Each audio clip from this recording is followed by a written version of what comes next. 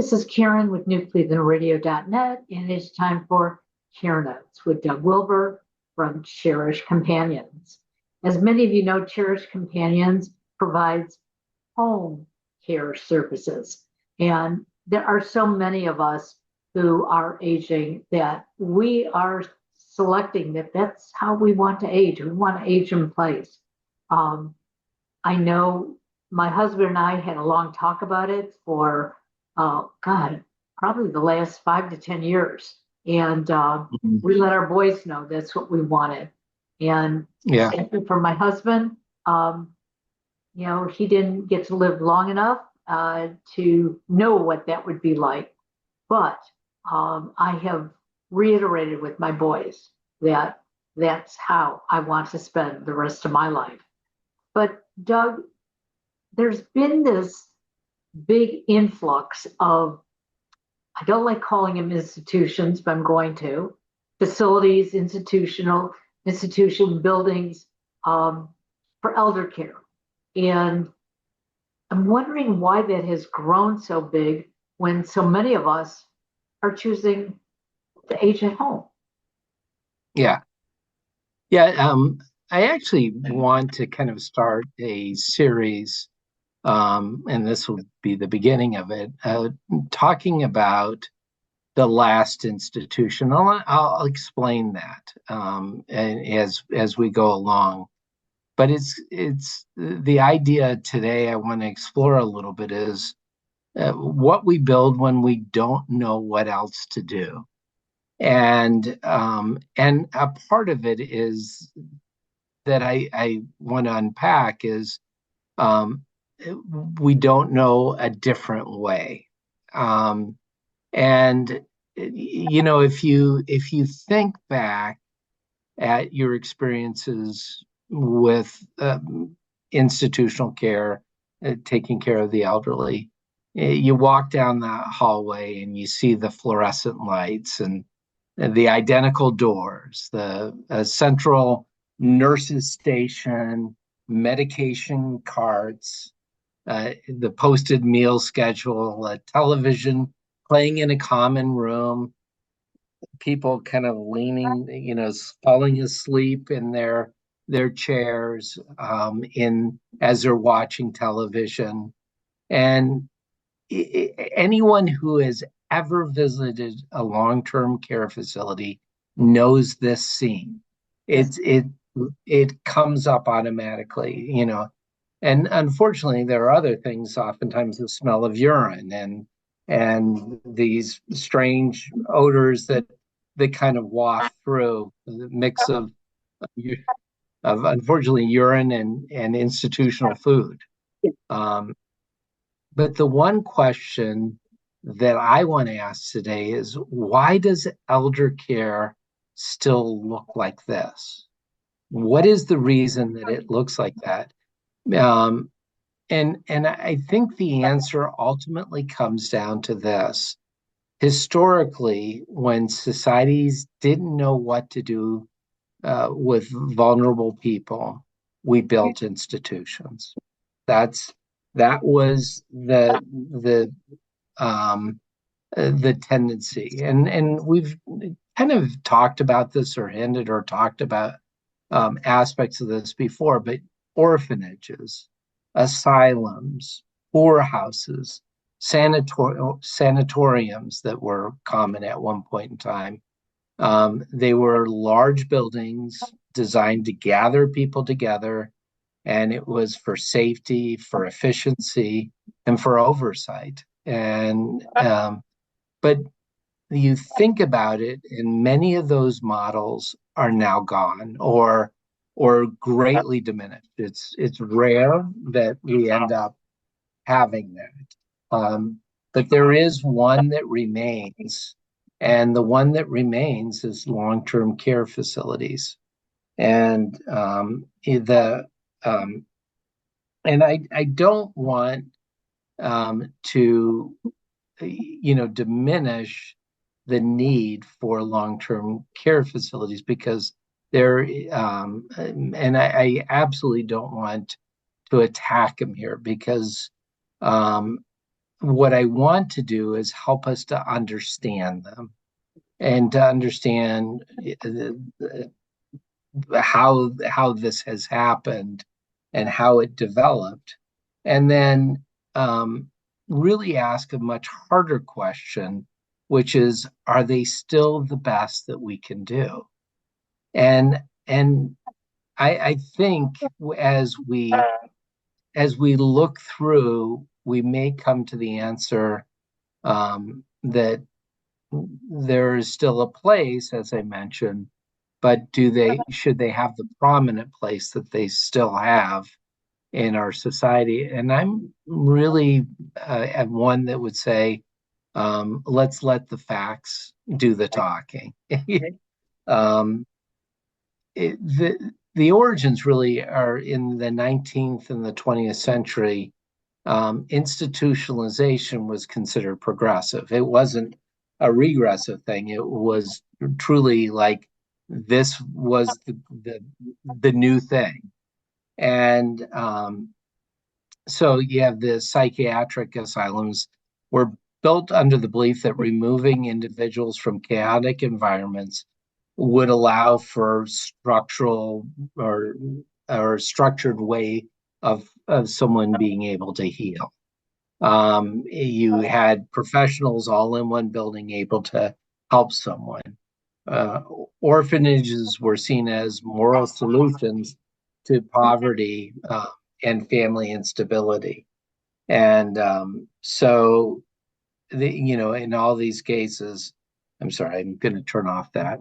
So it was seen as a moral good to do this. Sure. Poorhouses were for those that couldn't care for themselves. And by the mid 20th century, we started realizing more and more the unintended consequences of these institutions and institutional care. So you kind of look, and large psychiatric hospitals were criticized for overcrowding and dehumanization. One flew over the cuckoo's nest. Right. Yep. Beginning in the 1950s and even more so in the 1960s, deinstitutionalization reshaped mental health policies and moved care back into community settings. Orphanages largely gave way around this time to foster care systems. And it really came out of the fact that research showed that children fared much better in family environments. Right. It makes sense, than in large congregate settings. And disability institutions were replaced by community-based living arrangements, and it required a lot of legal reforms and advocacy movements in order to get that integration and autonomy to even be allowed or to be paid for in more of a community setting. But the pattern is clear. We initially built institutions when we believe scale created safety. And then as we saw the consequences of that, the unintended consequences, we moved away from them, and with truly the understanding that human beings thrive in relationship and in familiarity. Yet, and I put the big yet, as those institutions closed, nursing homes absolutely exploded. And now, part of that reason that it exploded is because we have a lot of older folks that are coming into needing care. But it's also because of that inertia of like, this is where we do it. And I really think that this is kind of the last institution that is just kind of hanging out there. And so the modern nursing home really grew significantly after the creation of Medicare and Medicaid in 1965. And you have to understand that to understand the nursing home movement and institutional care.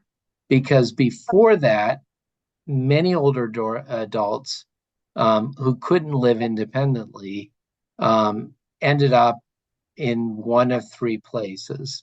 They ended up in poorhouses and hospital wards with their families. And federal funding changed everything at that point. And they say follow the money. You have to follow the money with this. So Medicaid in particular became a primary payer for long-term institutional care. And when that happened, large facilities became economically viable, and beds became reimbursable, centralized staffing models became standard. And it made perfect sense at the time because, it's better than a poorhouse or a hospital ward. And I actually, I've lived long enough to remember sort of the poorhouse still in existence. And they were never like, they kind of looked like, what you would think of in a horror movie, an old Victorian broken down place, and at least the ones that I was familiar with. And it was kind of scary. It truly was, when you would go into those places. But the thing that also contributed is life expectancy was rising.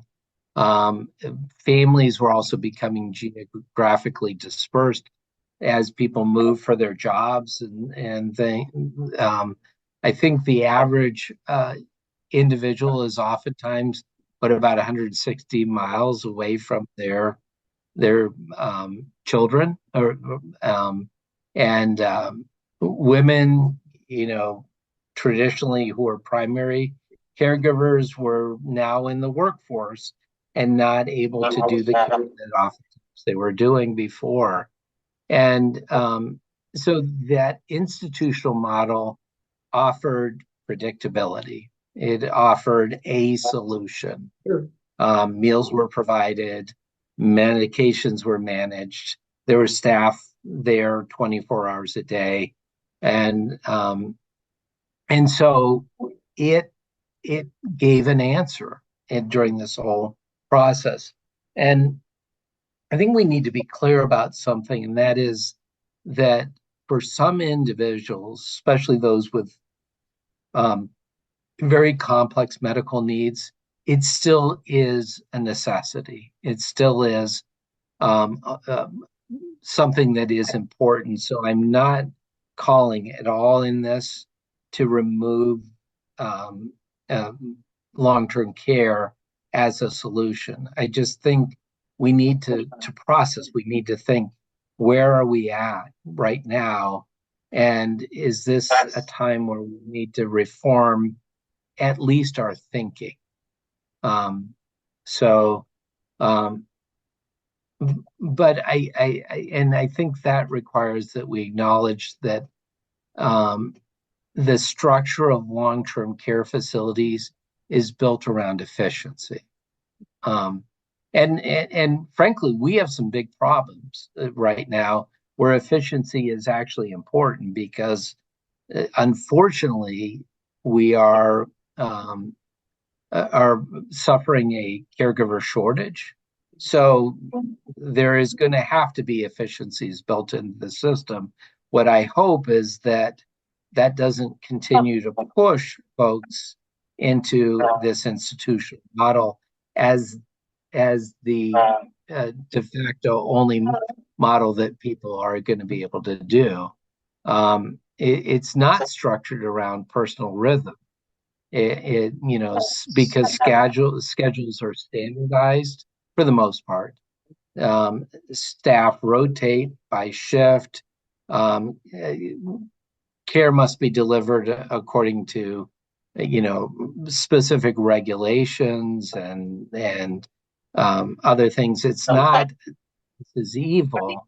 It's just very structural. It's very structured, and that structure ends up shaping people's experience.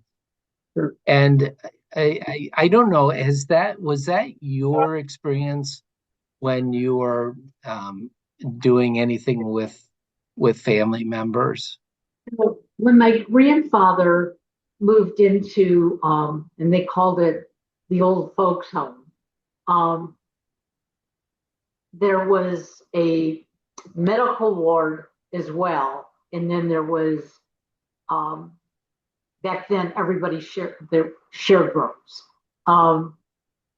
And he wanted to be there because many of his friends were living there. And so living with us, it was like, hey, this is nice, but I want to be with my friends. And he liked it initially, but his biggest complaints were, and I heard my mother do this as well, they hated the food because it wasn't home cooking. It became institutionalized food. And so his first complaint was the food. Then eventually he complained because his roommate made noise or whatever. And, he didn't like that. So back then, I think it was a little different than it is today, because today a lot of them do have private rooms and separation. But what I have heard through clients of mine whose parents are in actual nursing homes, if their parents are cognitive enough, they are unhappy because they have to wait for things to happen. And so they're constantly on the phone and calling their adult children and saying, it's 9 o'clock in the morning and I haven't had my breakfast yet. Well, maybe there was an emergency someplace in the facility, and so breakfast is delayed, but they don't have time to go tell everybody that breakfast was delayed. And so those are the things that I'm hearing. And I agree with you. I think there is a good reason for long-term care. Not everybody has a family who can take care of them. And so we have to be honest with ourselves, what is the structure that best works for you and your loved one?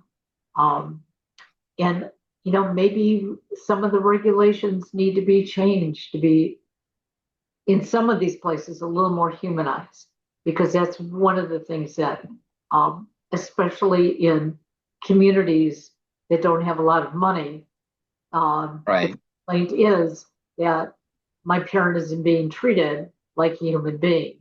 And I think it's because maybe we're not paying the staff as well. And so the staff is burned out. And when staff is burned out, who's gonna be the end result? And I will say that I have seen those reforms that people aren't being forced to do things. They try to accommodate special requests or needs. If someone doesn't want to go down to PT right away, oftentimes they'll try to rearrange it to later on. Sure. And so I'm seeing the facilities understand that the choice and autonomy is very important. And so they're beginning to adapt and change in that way, which is good. This is a broad reform that I talk about that we need. We do know certain things, though, very, very clearly. Most older adults overwhelmingly prefer to remain in the home as long as they possibly can. That's clear. There's no doubt about that research. It's upwards of 90% of people prefer to be in their own home. Your grandfather was the exception, to what most people do. We also know familiar environments support cognitive stability, especially for those individuals with dementia. Institutional care is not great for those with dementia. They're much better off most often if you can do it correctly in a home situation. We also know that personalized routines reduce agitation and they reduce depression. And we know that continuity of relationships improve well-being. And this is where I think also nuance matters. And we were talking about this before. Facilities are not inherently harmful. That's not what we're trying to say here, or what I'm trying to say. I don't want to include you on my opinions, but because we know, and I know, many of the staff in places are deeply, absolutely compassionate people doing very difficult work under immense regulatory and financial pressure. And I know many of the people who are leading facilities are people with giant hearts. And so I want to make sure that what I'm not saying, but we're seeing more innovative models, smaller household designs, private rooms, decentralized dining. These all have meaningfully improved quality of life, helping people to have choice and agency.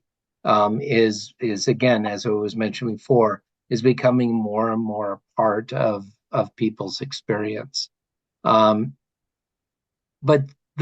the issue is even the best facilities can't replicate something that is fundamental, that feeling of ownership of space, the feeling that we're in control of our environment. And here's something really important: the identity that actually comes from being in your own home. It's kind of embedded that this is, and I know I've told this story before, about my mom would tell the aide, and she had pretty significant dementia. She would say, "This is my home," and she loved her home. But a home carries memory, it carries orientation, it carries a sense of autonomy, and autonomy is in the end not a luxury, and especially at the end of life, it's central to dignity. It's really, really important that people have that sense of dignity that I think is very closely tied in with that sense of autonomy. So if we're not able to do it in someone's own home, we have to figure out a way to do it in other ways for individuals. And now this is where I want to probably be more direct in saying, in most cases, not all, but most, care can be done better at home, period. But only if families are willing to do the work to make it work. Because home care is not passive, it's not a set and forget type of a situation. It requires coordination, it requires financial planning, it requires that willingness to modify the home. I go into some people's home and it was their showcase home. They fixed it up 10 years ago. They don't want to put a hole in the wall. They don't want to put something there, because it's going to ruin the aesthetics. But there has to be that willingness to say, I will put something because it's going to provide safety. It takes a willingness to participate in that care and creating care and safety and other things that are important. And it also requires very hard conversations at times between siblings. And I will tell you, it will require something. And if you're not willing to do this, then you might as well just say, forget it. We'll put mom or dad in an institutional setting, because it requires sacrifice. Oh, absolutely. Yeah, you have to give up something in this. And it is oftentimes so much easier to just hand that responsibility over to an institution. And that's why a lot of people do it, honestly. And this really is, because it's kind of like, I don't have to worry about mom anymore. I don't have to worry about all these things. But easier does not mean better. Easier means easier. When my grandfather lived with us, my mom back in the 50s and 60s was a working mom. So she wasn't home all the time. So we had some in-home care, but that was based around our school hours. So my mother knew that I came home from school at 3:00, even though I was only 10 years old. I was old enough to be alone with my grandfather for about an hour before my brother came home from school, and so on and so forth. So we were all taking turns, but I remember feeling, well, this isn't fair. My friends come home from school, they change their clothes and they go outside and play. I can't. I have to take care of my grandfather. Even though I wasn't really taking care of him, I was just there really to make an emergency call if need be. But I also remember, especially in the summers, we used to like to go to the beach on Sundays. And I cannot tell you how many times one of my aunts or uncles called up and said, oh, we're not coming to get grandpa today because we have plans. And so here we all were packed up to go to the beach, and now we're unpacking the car. And there was a lot of crying and anger going on. Now, grandfather moved out because he wanted to. It's not like, my parents kicked them out of the house. And now that I look back at it, my brothers and I, we weren't prepared for what we had to do. And I think, if I could go back to those days and my parents could have prepared us a little bit better, I think we all would have, not been as resistant as we were. Right. Yeah. Well, I think that you hit on some really important things, which is going back to that idea of sacrifice as a part of this. And frankly, when you look back, most people don't resent when they have adult eyes the fact that they had that time with their grandparents and other things. What feels like a burden then actually becomes a blessing as you age, and you kind of like it, I was able to spend the time, or I was able to talk, I was able to hear the stories, things of that nature. But we do know that when families stay engaged and when you integrate professional home caregivers, and when expectations are clear, when things are explained, when oversight is active, then the home can become a care ecosystem. It can actually work, and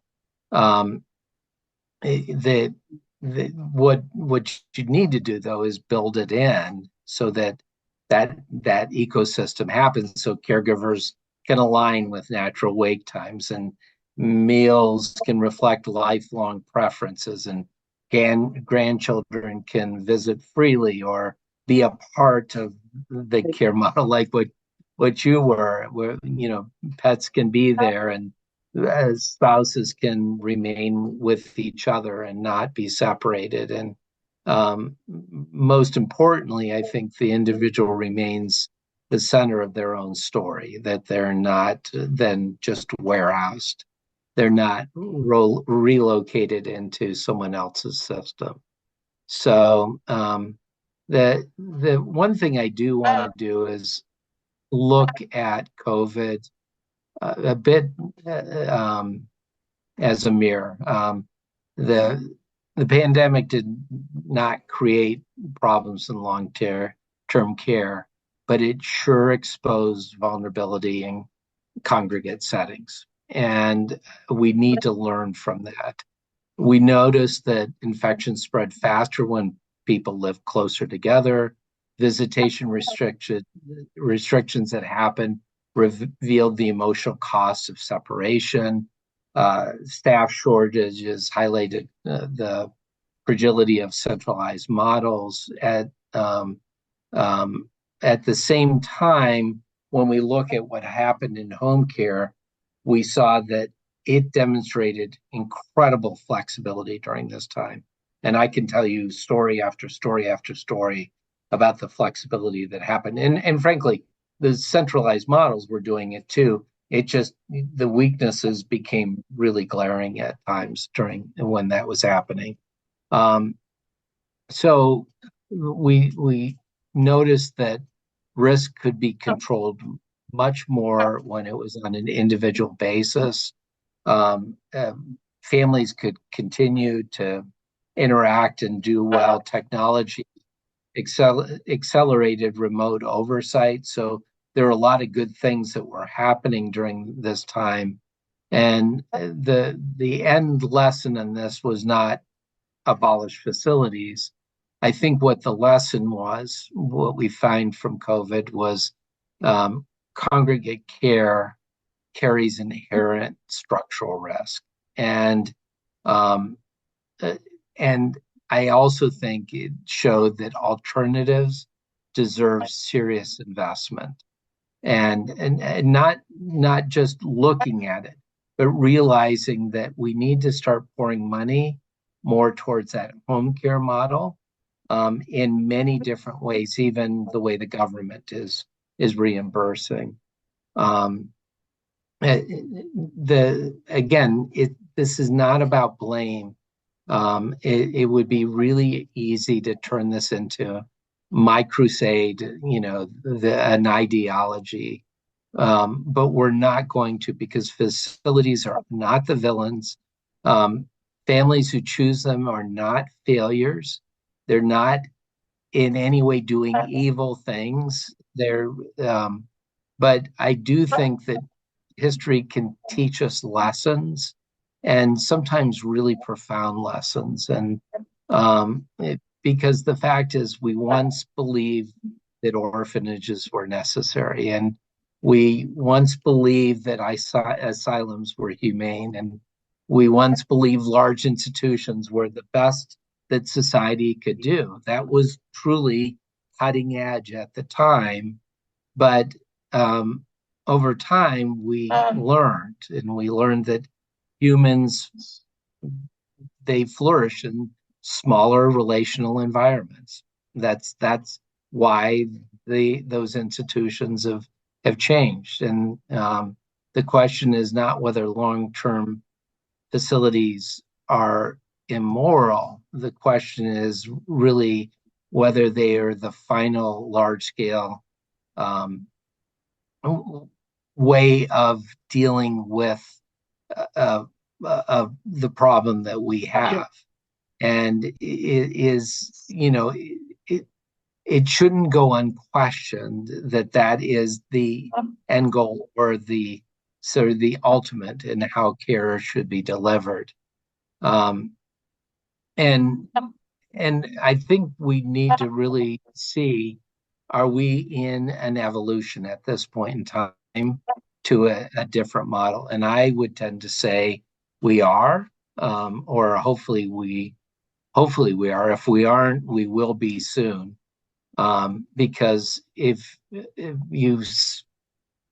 you pare things down to its simplest form, here's the thesis that I guess I'm trying to say. In most situations, with proper planning and commitment, care can be delivered more personally, more flexibly, and more humanely in a human setting or a home setting.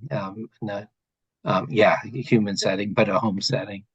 But it requires engagement. It requires families who refuse to outsource things entirely.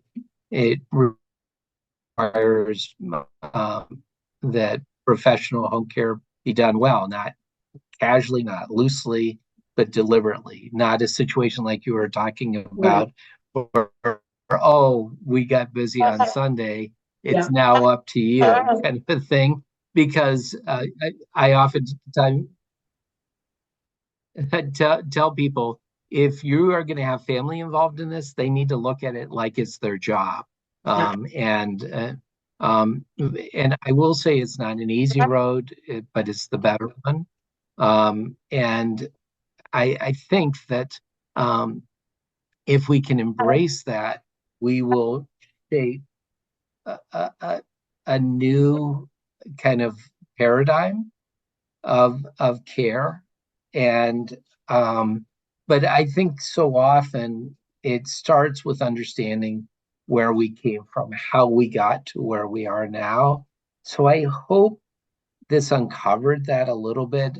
The next episode, one of the things I want to do is I want to step into both worlds.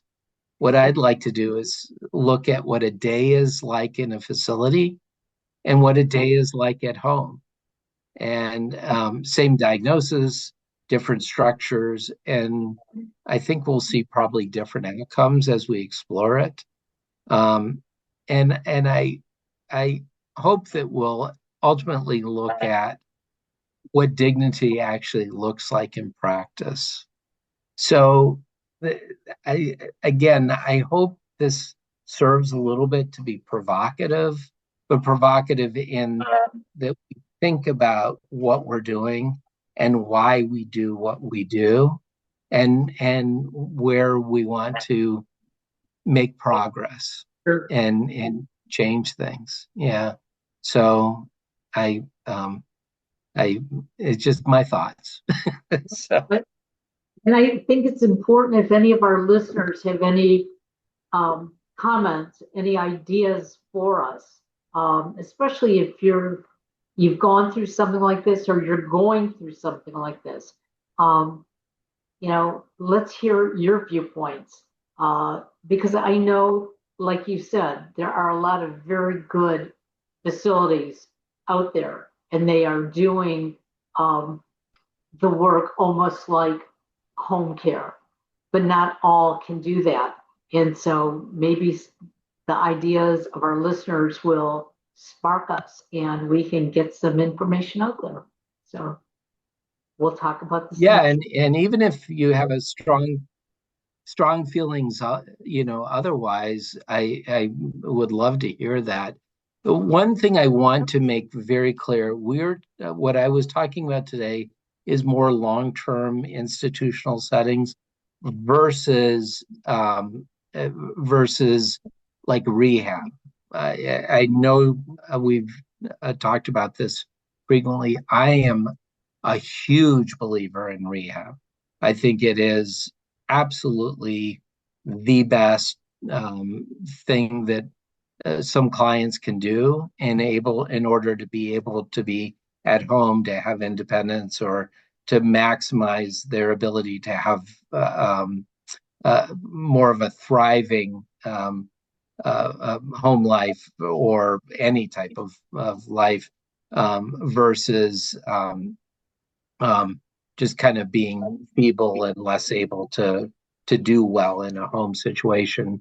And rehab is one of those great things that I think truly makes a difference in people's lives. And this is more, where do people age in the end? So, Okay. We'll continue this next month. all right. Thank you. Have a great day, everybody. Bye-bye now.